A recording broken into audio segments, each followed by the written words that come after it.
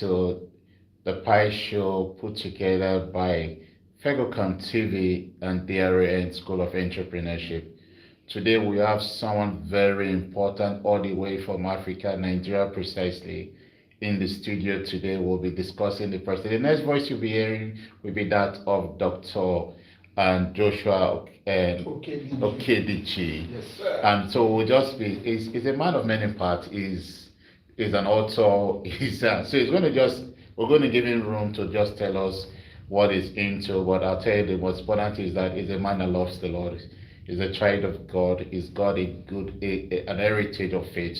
And that is why it is an honor to invite Dr. Joshua today to speak to us. We're going to be asking him questions about the problem he's passionate about solving in Africa, his faith, and there's some of the ideas he would like to share with us concerning. He's written a lot of books, so we're just going to have a one-on-one talk with Dr. Joshua today. So we're going to go straight right now. Dr. Joshua, what is it? You're welcome to the Fegocom studio. We're still putting things together in the studio, and this is also the DRS School of Entrepreneurship here in London. So officially we want to welcome you to the school, the campus, and where you also have the Fegocom studio located. So Dr. Joshua, will you want to introduce yourself to? Okay. Yeah, good day, viewers from across the world. My name is Joshua Okedici. I am a Nigerian, born and raised in Nigeria, 100% Nigerian. How do I put it? I speak French and English very fluently. I speak partly German and a little bit of Russian. Oh, that's interesting. Yes, a little bit of Russian. By grace, I'm just privileged to have studied foreign languages from Ogun State University in Agowoye. Now it's Olabisi Onabanjo University. I studied French and Russian options, and there's a story behind that. Okay, so when we get to that, I'll never be able to although I have a science background from high school. Okay, and then physics, chemistry, biology, but in an attempt to study political science in the university, I just discovered that I have a subject I used to run away from there. What's that? And that is mathematics. Okay, that took you into the afterward completely. So that was what took me into social sciences, and then excuse me, and then in a bid to still try and stabilize what I find convenient to do as a course. That's why I was introduced to foreign languages by my late uncle, later Professor Samson Anola, of blessed memory. He used to be Okay, we're going to be coming there. We're going to be discussing that. So he said, by grace or by coincidence, he felt he was just trying to get me an admission after missing 2 admissions. Before then, though I've always had a very good score, but some of us are just very bent on having a particular course. So if I say this, you're an accidental linguistic. Yeah, something like that. Although okay, going to a private nursery and primary school and elementary school back in Nigeria, I had the opportunity of doing French from elementary school. Okay, so we're going to come back to because we just want to establish something here. Yes, sir. And you're an author. Yes, sir. You actually love to write. You love to speak to people. Sir. You believe in the power of words. Yeah. And so, in today's world, yes, sir, what will you say your field of study? What role do you think you can play in making today's world a better place? Yeah. The role that I can play in making our world a better place is the effective use of the letters. I'm a man of the letters.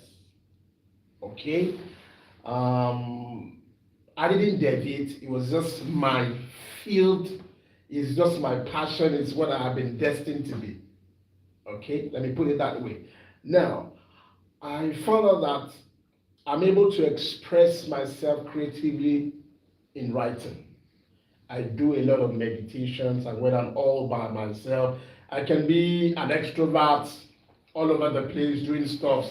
But when I am all by myself, maybe late in the night, everybody is fast asleep, 2 a.m., and my beer drops, I pick my pen and I start jotting points which I will develop over time. All right, so creative writing is my passion. Actually, what I actually asking you, Dr. Joshua, is this.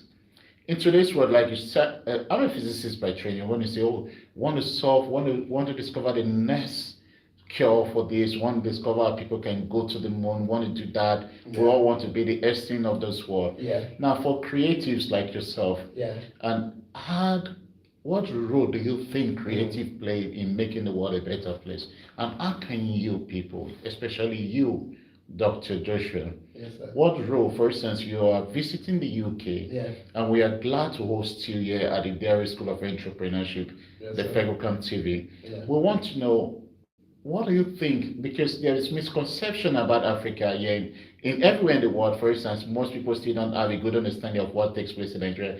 And it takes those in the creative industry to really create a bridge Yeah. between worlds and different worlds and world views and that. So how do you really, and that can become an instrument for peace and mutual respect from all race. We just see ourselves as humans before because of creatives like yourself. So Yes, sir. that's the question I'm trying to find out. All right.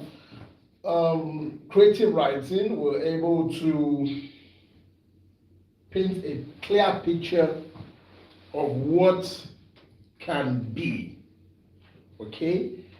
Using the instrumentality of words, putting words together and being able to motivate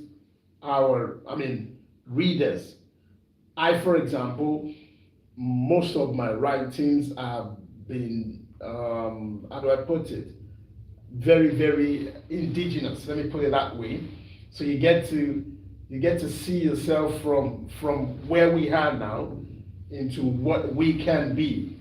You understand? And in terms of creative writing, for instance, I pick one of my novels which is titled "Flower Pot Tomatoes." Very interesting storyline. In fact, funny enough, it's like a cross-cultural exchange kind of a storyline. A young girl who grew up with the grandmom, despite the fact that the grandma was staying with them, and you'll be like, okay, flower pots. You expect the flowers to grow in pots. How do tomatoes get into the pot? That's another storyline. In every home, every child will want to do something. We want to help mommy, we have to help daddy. Okay? But this little girl, in a bid to help the grandmom who was staying with them, that had a grinding machine that they used to grind pepper. If you grow up in Africa, most communities have people who used to do that. In the corner of their streets and all of the stuff like that. Unlike what civilization and others, how do I put it, Western world, and you use blenders. Okay, so the girl, in a bid to help grandma, at the same time trying to do the house chores of having to wet the flowers at home, ended up using the water that was used to rinse the machine to wet flowers in the flower pot. And within a few days, tomato seedlings started springing out from the flower pot. Okay, and then that led to other things. Okay, so at the end of the day, that very storyline comes up as an eye opener to people from the third world nations, Nigeria, Ghana, Zimbabwe, South Africa, a lot of us, even India. We found out that a lot of us get to think of the Western world in terms of grants. in terms of what they can do for us. But when you get to read novels like this, you get to see a picture whereby self-help is the best help. That's a sincere truth.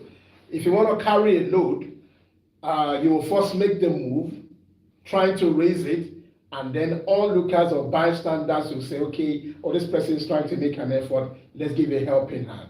And so from the instrumentality of my novel, particularly that storyline, Flower Pot Tomatoes, we're able to see a community, we're able to see a family, okay, who were able to conquer, how do I put it, food security, because that's the most important thing in many third world nations. If we're able to conquer, hunger, if we're able to conquer unemployment, a lot of issues would have been solved. So creativity, in terms of writing, I use it most times as an agent of change, of positive change, rather.